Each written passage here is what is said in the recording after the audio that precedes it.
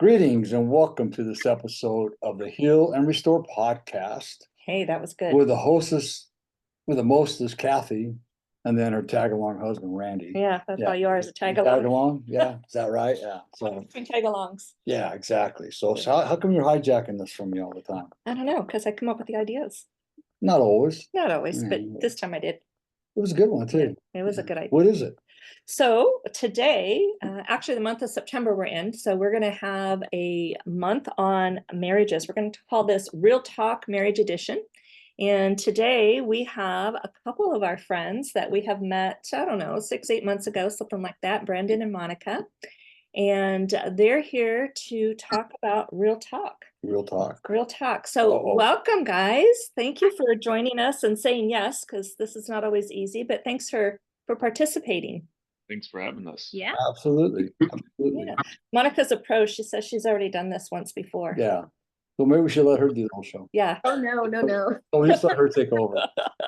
Yeah, that would be fun. So we kind of put together some questions, and what we want to do is we want to be able to reach our listening audience for those that are either married or in relationships leaning towards marriage. And so we've come up with some questions, and so we just want to invite our listeners to tune in and get this show on the Yeah, road. these are some pretty good questions. Well, thank you. Yeah. I'm glad. Do I want to thank who you really got them from? Oh, no, Okay. that's right. Yeah. Okay. No, I actually do some research on these Yeah, things and she find does. some fun stuff. So But she welcome. does do it. so, yeah, welcome you guys again. First of all, just want to let you guys kind of introduce yourselves. Let us know who you are. Well, I've told you who you are, Brandon and Monica, but how long have you guys been married? What is your family dynamic? How many kids? All that good stuff. So whoever wants to start. We've been married for, what's that? This is a test. Yeah, 6 years now. Because we always celebrate our first date. Yeah. I don't know why it's more important to us than like our marriage anniversary. Yeah. So 7. No. We got married in 2018. I don't know, 6. but like our first date was like 7 years. Oh yeah. Yeah. We got 3 kids. Our first one passed away though, shortly after she was born back in 2018. So we got 2 healthy girls right now. Awesome. Yeah, 3-year-old who'll be 4 in December, and then Stassi, who's 1, just turned 1 on 4th of July. And the 3-year-old is a little firecracker full of joy and love. Yeah, she Yeah. is. Oh yeah, we were at church yesterday, and she went up to a lady and told her, "Can you move your bag so I can sit next to you?" Oh my goodness. Why does that not surprise me? Out of the mouths of babes. But you know what, that's a true reflection of who you guys are as Yeah. parents. You know, she feels confident in herself. She's not afraid to talk to Right. people, which can be scary at times, but it also is a form of confidence that you guys have instilled in her. And so it's a beautiful thing. Yeah, absolutely. Thank you. She's a great little girl. Yeah, they're both. Both of I them. love both of them. Yeah, they're fun. They're fun. So today we're going to talk real talk. And so we're going to start it off with a question here, and we'll just kind of see where this goes. So you guys have been married or together 6 years. 7 years. 7 together. years. 6 years married. I don't know. I heard it. I'm I got confused it. now. I got it. 7 years together, 6 years married. We Okay. got married in 2018. Is that right? Oh God, you're so smart. So I got to know these things. yeah, so you guys have had some time under your belt and you have a family. So what do you believe are some of the biggest challenges, or one of the biggest challenges that couples face today, whether married or not? I think it's just all the distraction and noise from like social media that plays a big part of influence in people's decision or leading them astray. And then probably I'd say working too much, and kind of depends on what environment or type of work they do. That same thing can cause a distraction or lead you astray, and ruin your relationship, whether you're married or boyfriend and girlfriend or fiance or whatever. That's true. I feel like this generation, one, is so hypersexualized now, and not only that, they make it not make it an importance, but things are a little rough right now where you need that 2-income family.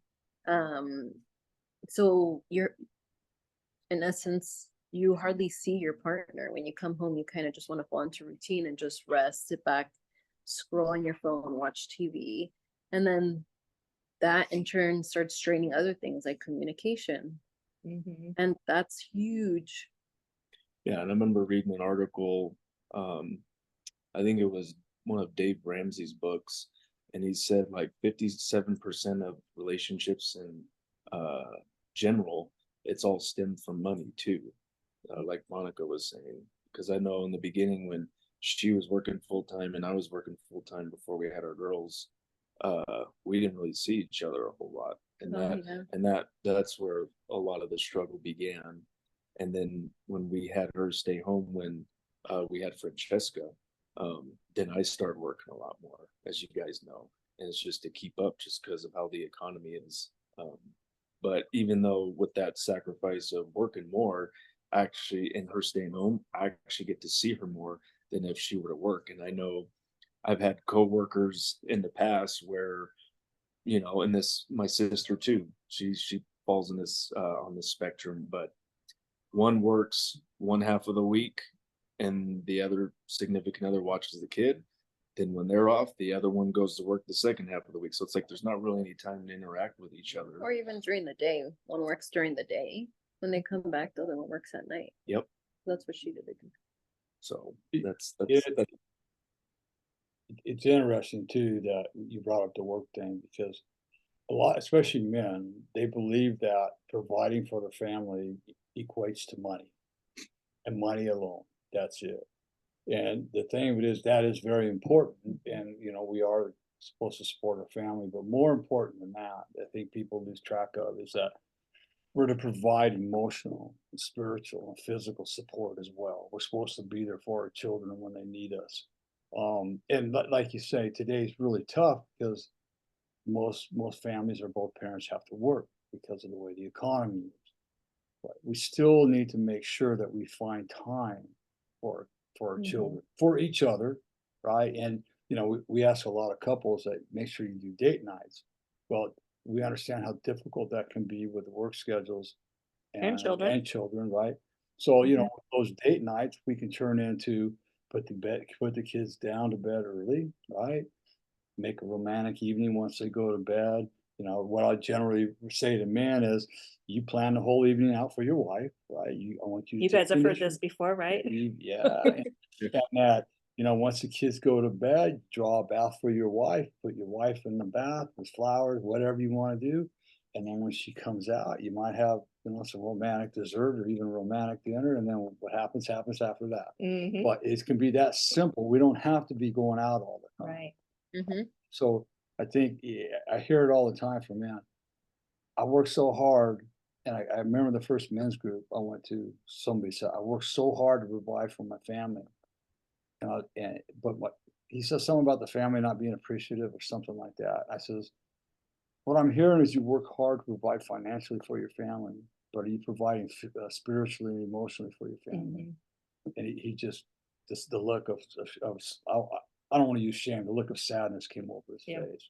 No, I'm not doing that. Well, that they need that provision as well, Mhm. Yeah. right? So they get caught up in work. Some people are just workaholics. It's another disease, so to speak. And others are doing it just to make ends meet. But we Mhm. have to remember, we have a family at home. That's our number one ministry. Right. We must provide emotional support for our wives, our Mhm. spouses, and our children, Yeah, and that's good. for ourselves as well. Yeah.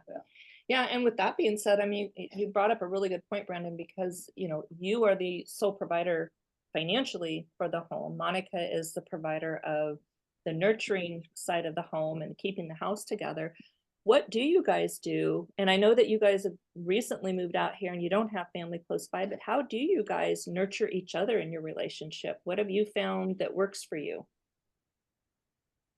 We definitely do the date nights, like once the kids are asleep. I mean, sometimes we even start as we're putting the kids to sleep. They'll still be awake because they don't want to go to bed, but we'll start already having a glass of wine, chit-chatting. I mean, they're busy playing with their toys and stuff like that. And then once I put them to bed, then it's just our time.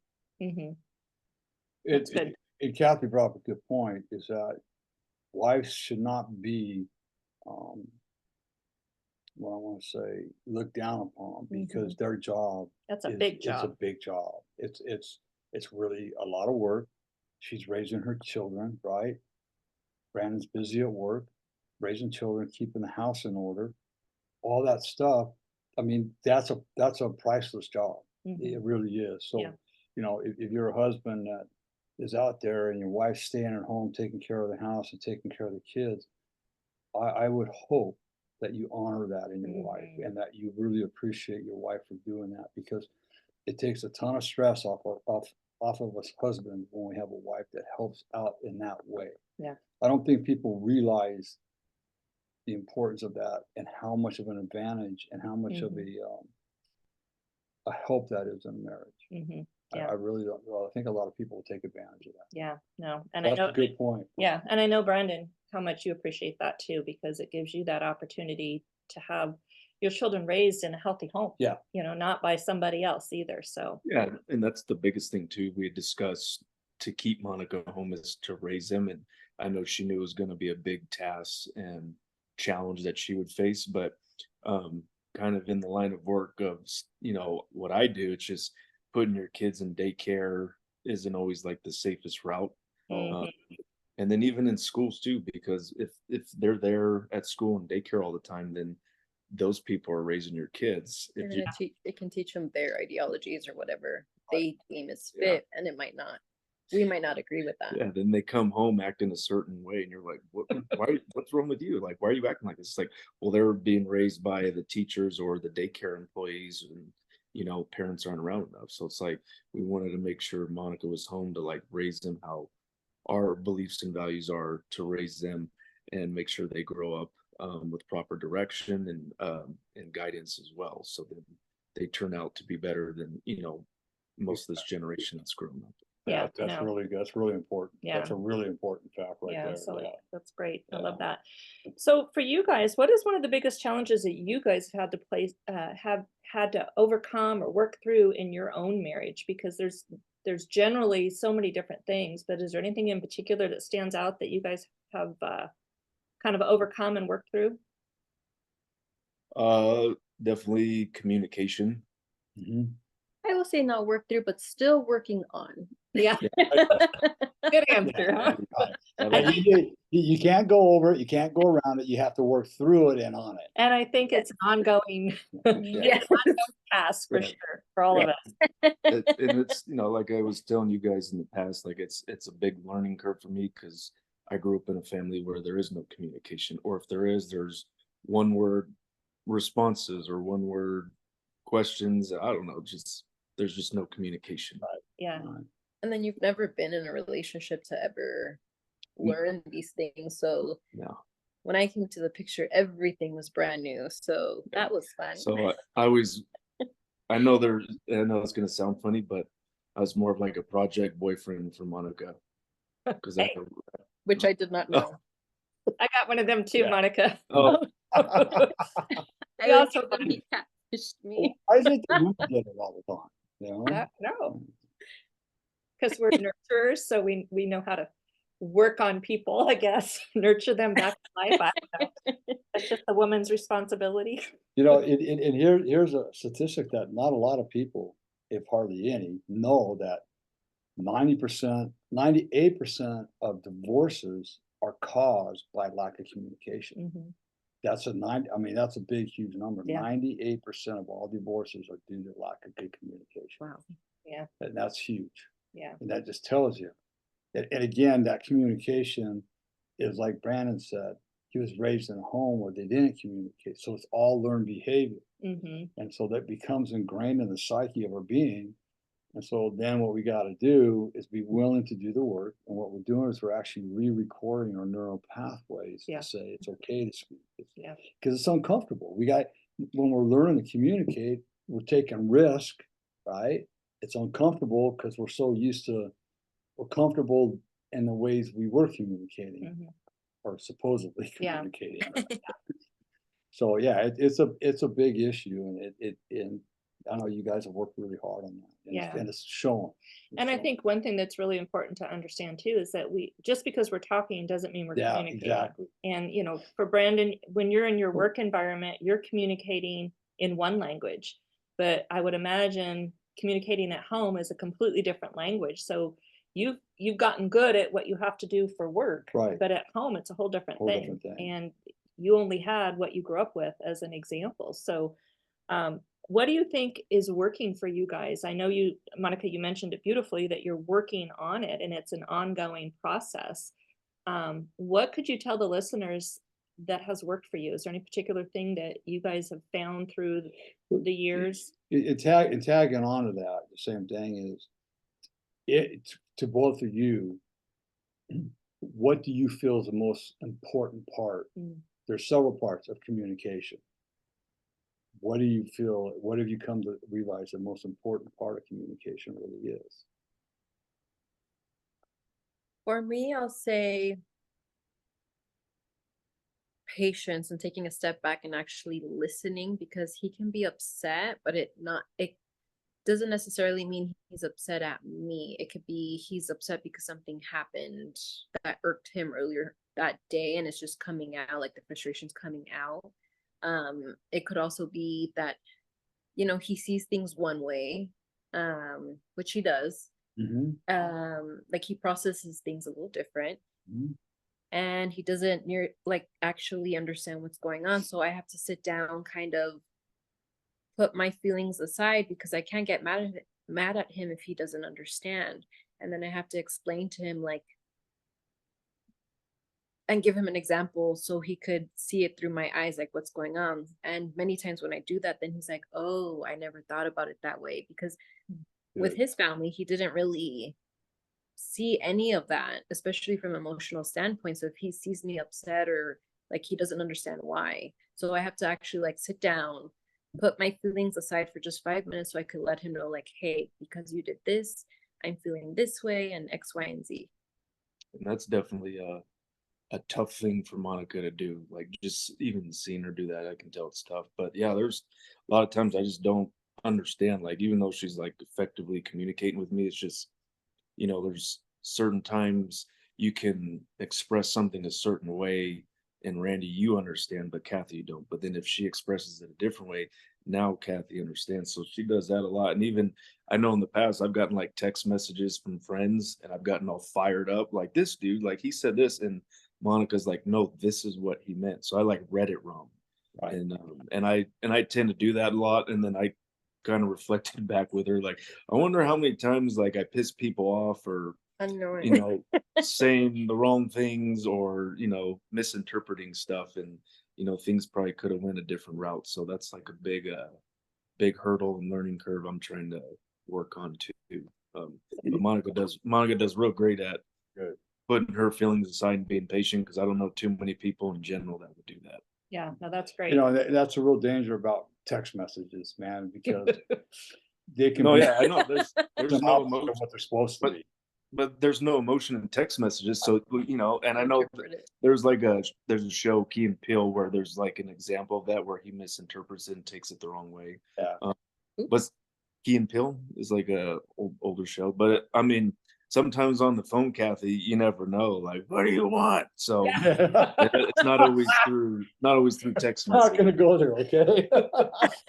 Yeah, exactly. Oh, yeah. But you know, I think one thing that's really important, and Monica, I love how you kind of articulated that, because I've had to learn, even with Randy and in our marriage, we think completely different and we process completely different. So, you know, putting aside our own thoughts and feelings and having the patience, it's almost like for me, I have to like step into what his brain might be thinking, or how learning how he processes is really important. And one of the studies we did, and I still want to do it with our life group, is a study on I said this and you heard that. And it's a great understanding. It's not like about total communication, but it's understanding the God-given Traits. character traits traits. that God has given each They one won't, of that us. never change. Those don't change. And if we understand our own character traits that God has given us, and then we understand our spouse's character traits, it definitely helps the process of communication. So that's something that I really want to put together and have, because that helped me a lot to understand and kind of get into Right. Randy's brain a little bit. I'm not great at it. I still can get frustrated and that still happens, but just having that Mhm. just having that little bit of understanding when I can stop and slow down, like you say, stop, take myself out of the equation and think like he's thinking, or at least try to think like he's thinking, it definitely makes a huge difference. So that's good. Good stuff. So, Monica, when you started out, you said to be patient and listen to hear what he's saying. Is it also fair to say that being patient, number one, put everything aside, that we're listening to understand what the other person is saying? Yes, Yeah. exactly. Yeah. If we're not clear, then it's like, now we gotta ask for clarification. So this is what I heard, this is what you meant, Hmm. right? So it's not being afraid to ask those questions. And a lot of people, as we talked with you guys in the past, that they've lost their voice as children. And I don't mean actually verbally loud, but they lost their voice as far as saying communication, Mhm. either by parents ridicule them. There's a plethora of ways they lose their voice. Yeah. And so then as adults, if we get in a relationship, it's like we're afraid to say anything out of fear of rejection, abandonment, or even Disappointing physically the other disappointing the person. other person. Yeah. Am I going to lose this person if I say this? But we've got to work through that and understand that our feelings are our feelings. Right? We don't have to act on them, but we can certainly voice them. Mhm. And it doesn't mean anything bad when we do that. Yeah. It just means this is how I'm feeling right now. And I just need some help working through it. Yeah, that's good. That's good. So, how do you guys navigate conflicts in your marriage? That's always, beat each other up, punch each other out. I mean, that I've happens. heard about Monica throwing blows before. Yeah. I really believe that one. It's part of her culture, like. Yeah. Part of the culture. I I can't help it. Yeah. Got those Hispanic genes in there. Sometimes he needs a little, I'm kidding. No. Yeah. Are you really though? Oh, that's In the beginning, I know when it was tough to communicate with me, she would write things like she would express her emotions like in a note, like letter. or a letter. There you go, like a lengthy letter. And then after I would read it a handful of times to try to understand, then I would go to her and be like, "Hey, let's talk about it." And that's how we first started. And then Now I just go up to you and Yeah. I'm like, yeah, then I need to talk to you. yeah. But I know now, instead of just like spill everything, just like brrr, I say, okay, first I'm going to talk about this, and then we can move on to X, Y, and Z.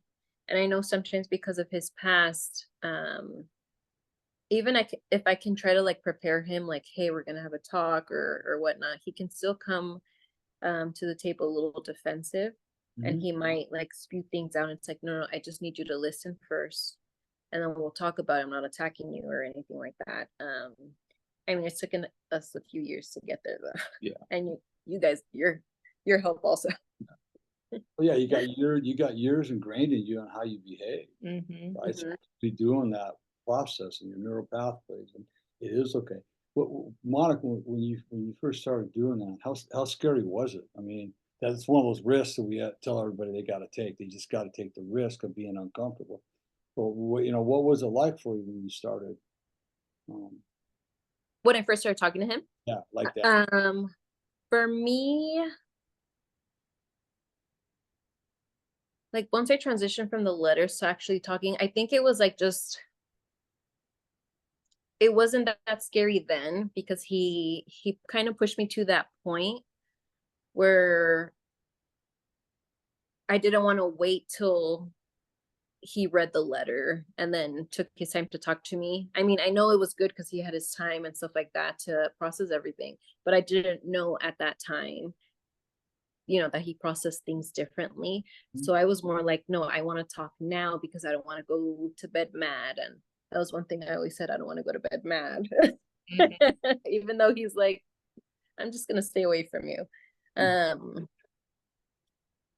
no, I got into a point where I was like, no, I want to make this work. So I didn't have any uncomfortable feelings about it or anything. It was just like, and I think it was because seeing how my parents were growing up, and I was actually married before, and seeing how our dynamic was, it's like, no, I want to make this work. I just want to talk to you and fix whatever it is.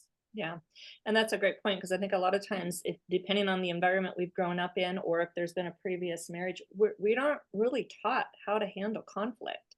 And so sometimes we do it really bad, and other times we have to just kind of work through and figure out what works. And even that conflict in relationships, how you resolve conflict between you and Brandon is going to be completely different than how you might resolve conflict between you and a friend, or you and Francesca. or the kids, or that type of thing. So it's really understanding the other person, and understanding yourself in that moment. I think is important too. So, and then Brandon, on the other foot, what was it like for you? Mm. Because I know that you were very quiet. What was it Yeah. like for you when she started speaking to you instead of sending those letters? Or giving, It was like always nerve-wracking just from how I grew up with my dad. yeah, And that's why I was always on like defense mode, because I didn't like have a voice. So it's like just trying to think of everything, like, because Monica would like prepare me like, hey, we're gonna probably discuss this. My dad is like, I don't know what he's upset about or what we're gonna talk about. So like, the wheels are spinning in my head, like, all right, what do I gotta say to like kind of defend myself and like you know, counter with whatever he's got to say. So yeah, and there wasn't really, like I said, I didn't have a voice. It was more of just him chewing me out, and then it's just like kind of take it and get out of here. So that dialogue with conflict resolution with Monica has always been like a challenge and work in progress. But yeah, it was just nerve-wracking in the beginning because I'm not always used to like being the bad guy or getting in trouble. So it's always definitely like one of my uncomfortable things when someone's upset with me. So Well, I think also there was that, and then also your family avoids conflict. yeah, that's what I meant to carry on. Sorry. Yeah, they would just brush things under the rug, and they still do. mhm. So sometimes something would happen and he'll just pretend like everything's fine. I'm like, no, things are not fine. Yeah. Like, what's no? So that's all I saw and knew, and I would see other like family and friends do that too, and it just kind of was like a norm, but it still seemed kind of odd to me. But because you don't really resolve anything, it's just like it's still there and lingers. And Monica made it known that it's gonna definitely linger until we squash it. Oh, So, yeah. but it definitely started to feel better when we would squash it and kind of talk it out.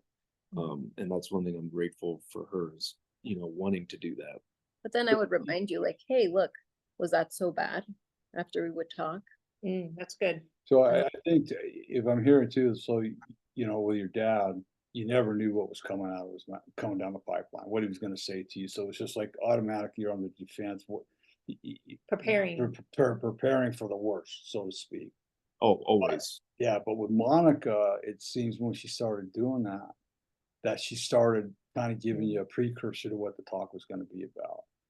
Yeah. So did that help you quite a bit to ease into these conversations with her giving you that pre-warning, so to speak?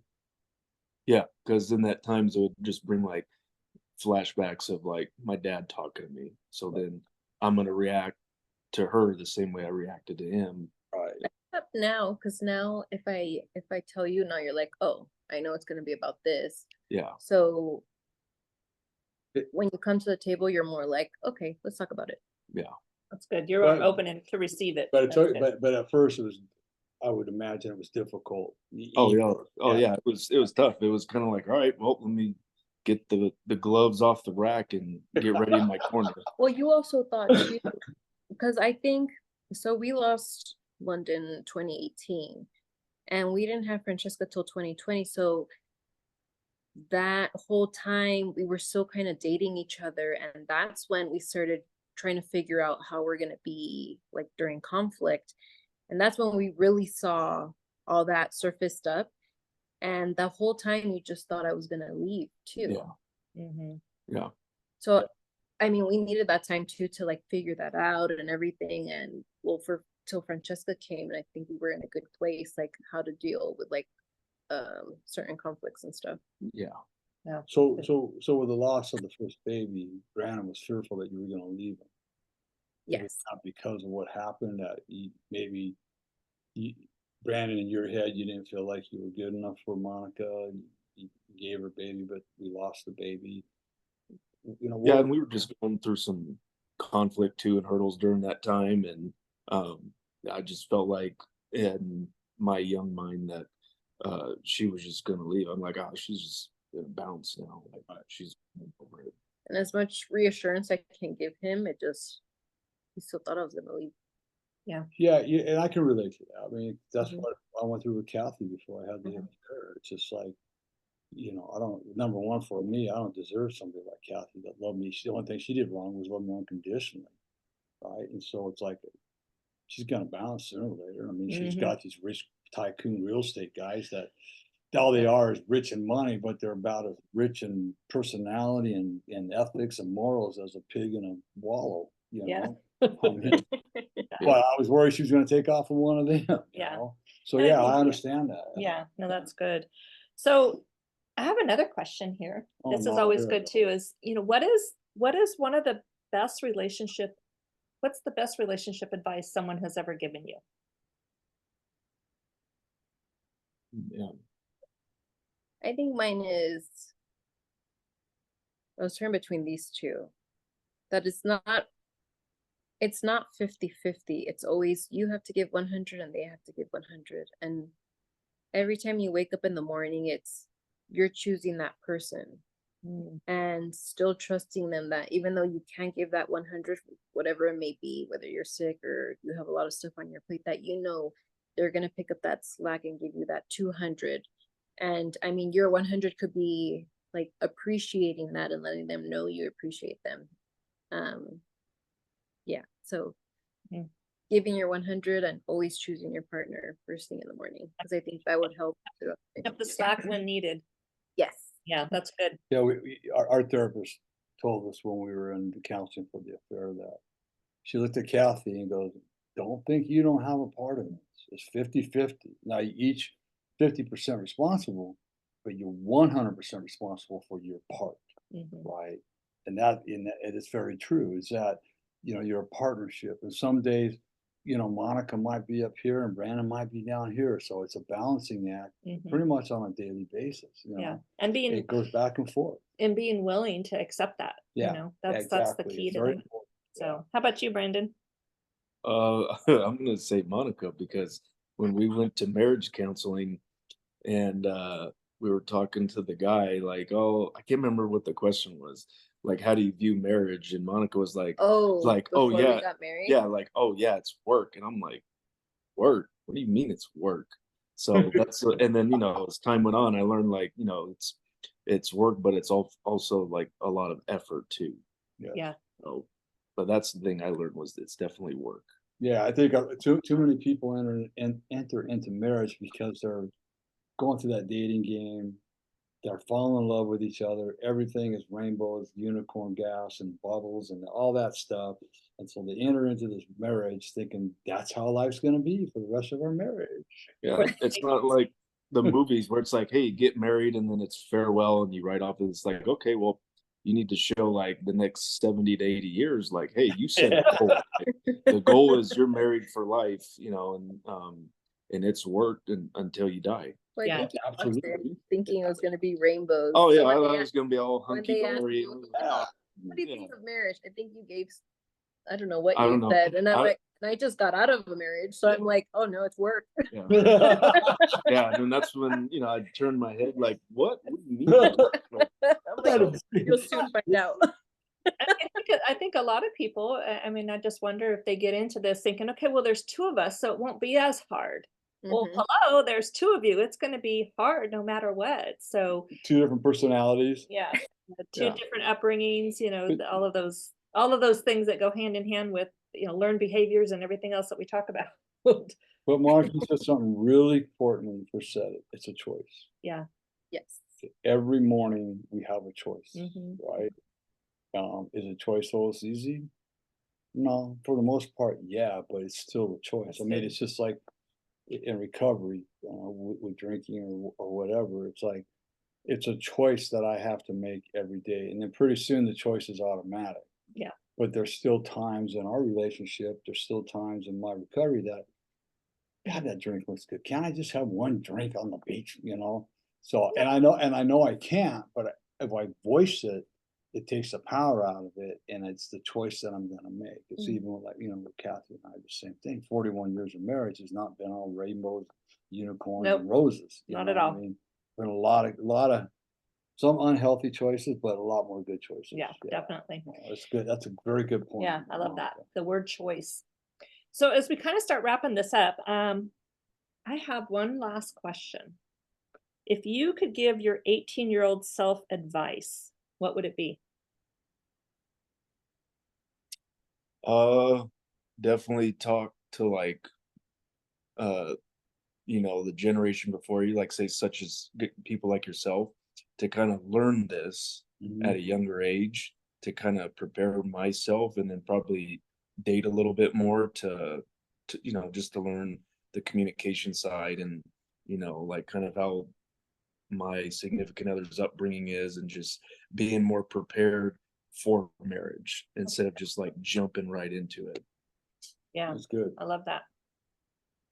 I would say, as Francesca's joining us, she just woke up. My little buddy.